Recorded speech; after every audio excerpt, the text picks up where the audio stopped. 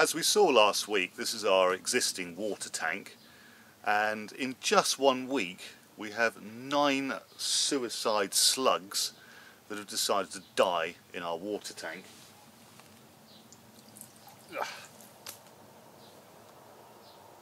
And we have another 6 on the lid just waiting to plop in.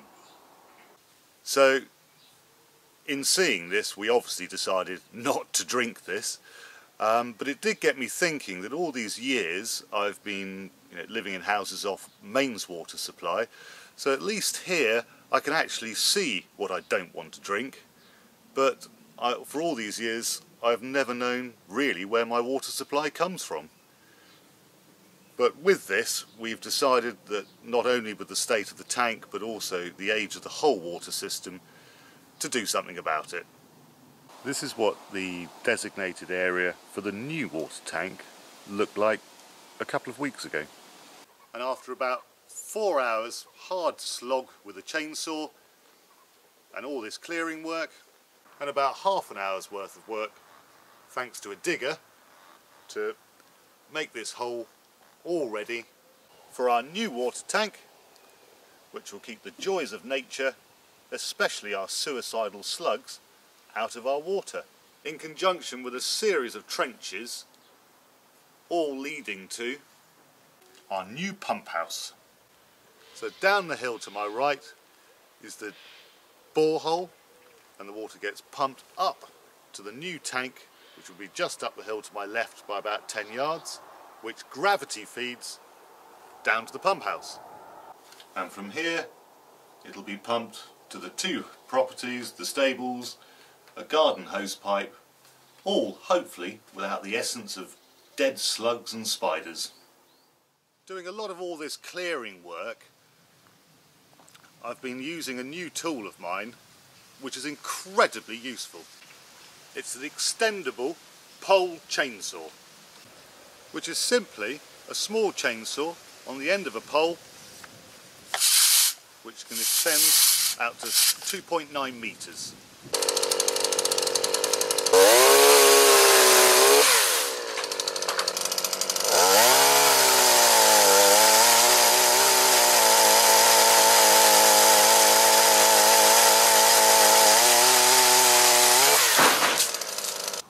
As you can see, a really handy little tool, and quite frankly without this I really don't know how I'd have done it all, because in my mind step ladders and chainsaws is you might as well just cut your own arm off. One slight dilemma I have is that one of the branches I cut down fell on the roof and I couldn't reach it, so the plan is to try and lasso it to pull it off. Oh! First time! Honest! This almost feels like one of those scenes out of Casualty, doesn't it? I wonder what's going to happen next.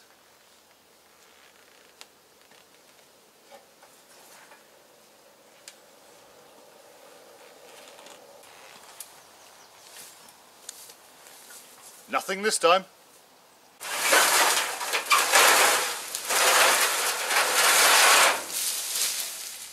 Mission accomplished.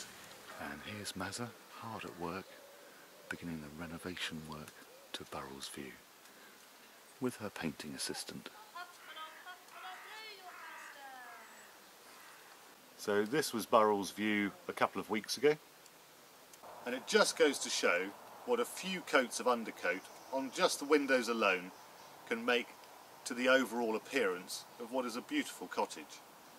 It's a glorious day in August, but autumn is sneaking up fast, and there's signs of this in this hawthorn bush.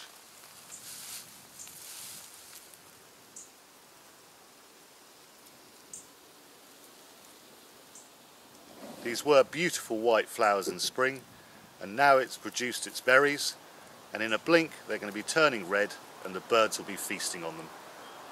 So this tells me it's time to get collecting firewood whilst it's nice and dry, so we're all ready for the first chilly evenings. Whilst doing all this clearing work for the water tank and ditches, I've been salvaging any seasoned firewood that I possibly can, like this heap behind me, which is anything and everything from elder, ash and old fence posts. All the seasoned firewood can be burnt this year, but anything that's green I've put in this homemade wood rack to season through so it'll be ready for next year. And we've even made use of all the little branches for barbecuing or for kindling wood. So first off, I need to cut up this lot and get it in the trailer.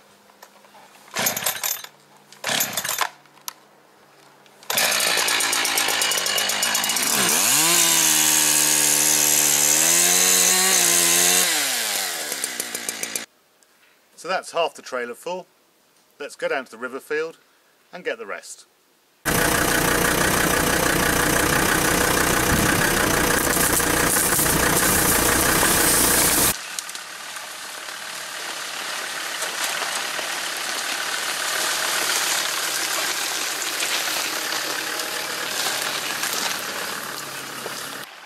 This is the rest of the firewood in the river field, as you can hear in the background. And these trees, ash trees, were felled, I'm guessing, about 4 or 5 years ago, judging by the amount of undergrowth that's grown up around them, which is making this job a lot harder than it would have been only a couple of years ago. On top of that, they're blocking the way for me to discover the end of the field, because I still haven't made it down there yet. I've cut the ends off these already, so the next part is to attach the rope onto these.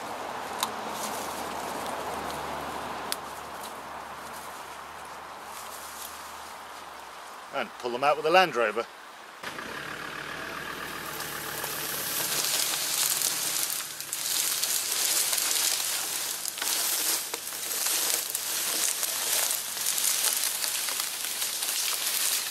Well, that was a bonus, 2 coming out together.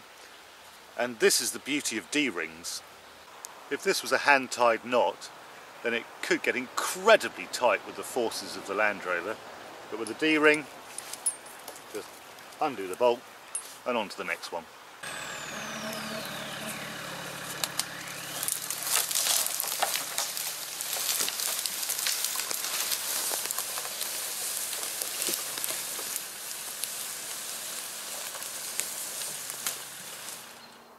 After a couple of hours of pulling trees out with the Land Rover, trimming them down, cutting them up, here we have the end result.